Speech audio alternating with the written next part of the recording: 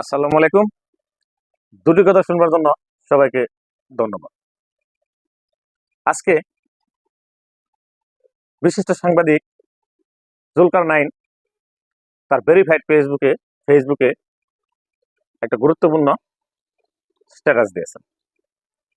সেই স্ট্যাটাসে তিনি উল্লেখ করছেন, বর্তমান বাংলাদেশের রাষ্ট্রপতি মোহাম্মদ শাহাবুদ্দিন চুপ্পু সাহেবের সেকেন্ড হোম মালয়েশিয়া। অত্যন্ত তাৎপর্যপূর্ণ এই সংবাদটি। তিনি বাংলাদেশের মহামান্য রাষ্ট্রপতি। একটা দেশের রাষ্ট্রপতি একাধিক দেশের নাগরিকত্ব থাকাটা কতটা আইনসঙ্গত, এই বিষয়ে বিস্তর আলোচনা হওয়া অতীব জরুরি। খবরটা আজকে প্রকাশিত হয়েছে। এই বিষয়ে সাংবাদিক মহলে,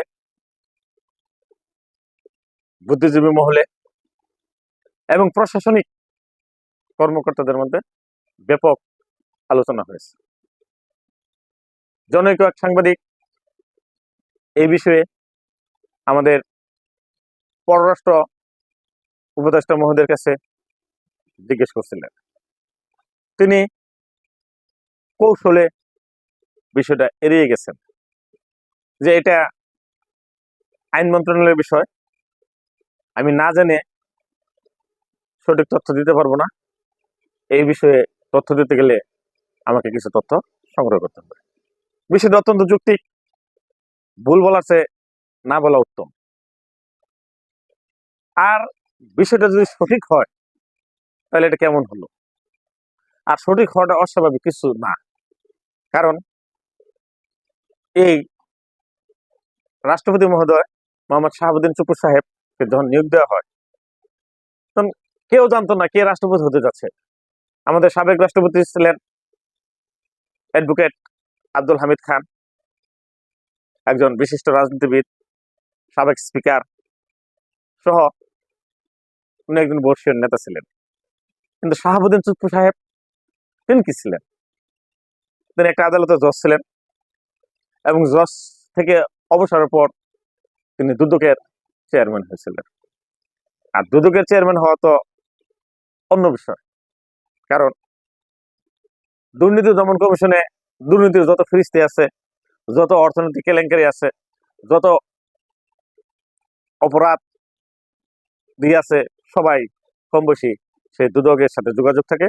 এবং দুদকের চেয়ারম্যান যদি ইচ্ছা করেন কিন্তু যথেষ্ট পরিমাণ অর্থ অবৈধভাবে উপার্জন করার সুযোগ রাখেন। আর শাহাবুদ্দিন চুপ্পু সাহেব কি সুযোগ সন্ধানী নয়?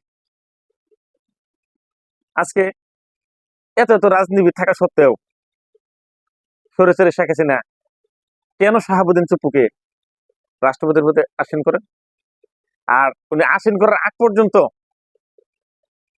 বাংলাদেশ আওয়ামী লীগের একজন নেতাও কল্পনাও করতে পারেননি যে পরবর্তী রাষ্ট্রপতি কে হচ্ছেন।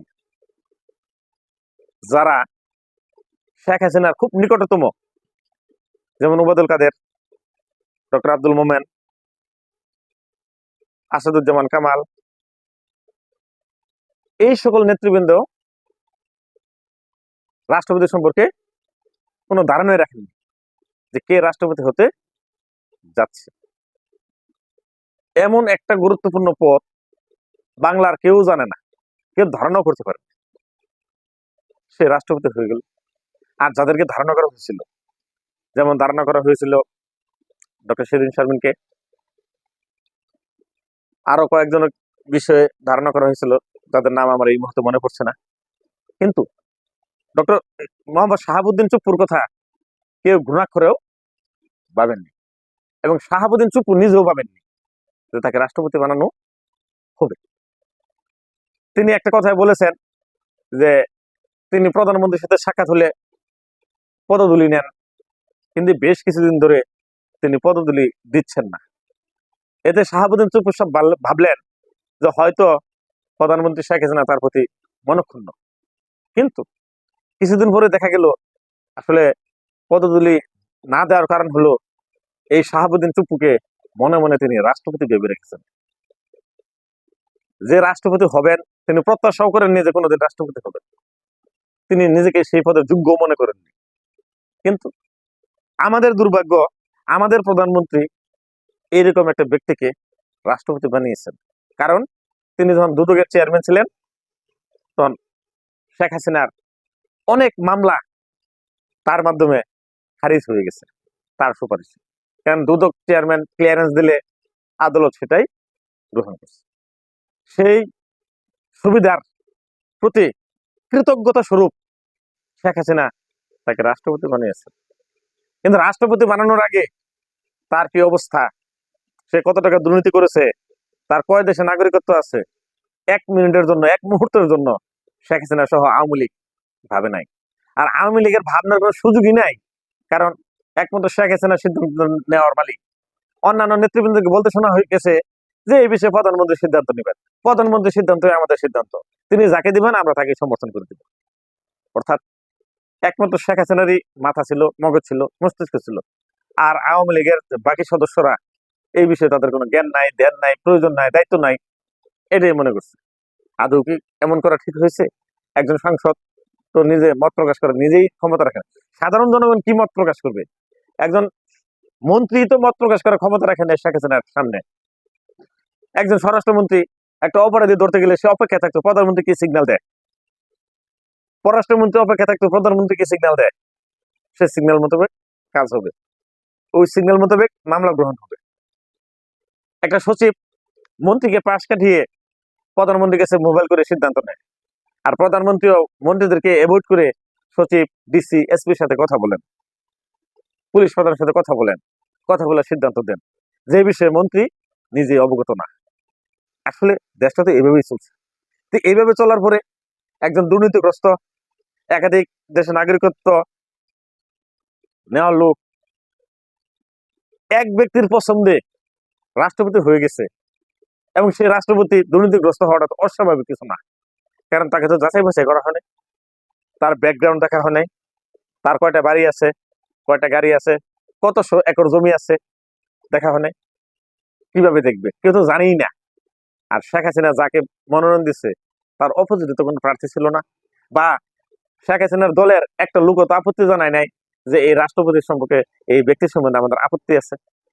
আপত্তি থাকলেও জানাবে না, কারণ শেখ হাসিনা সর্বেসর্বা, তার সিদ্ধান্তই চূড়ান্ত। বাংলার জনগণও কিছু না, জাতীয় সংসদও কিছু না। কাজেই কথা হলো আইন মন্ত্রণালয়কে দেখতে হবে আইনে তাকে আর রাষ্ট্রপতি হিসেবে রাখা যাবে কিনা, না তাকে পদত্যাগ করতে হবে। আর পদত্যাগ করতে গেলে তাকে কিভাবে পদত্যাগ করতে হবে সে ব্যাখ্যা তো আইন মন্ত্রণালয়ের উপদেষ্টা ডক্টর আসিফ নজরুল সাহেবকে দিতে হবে।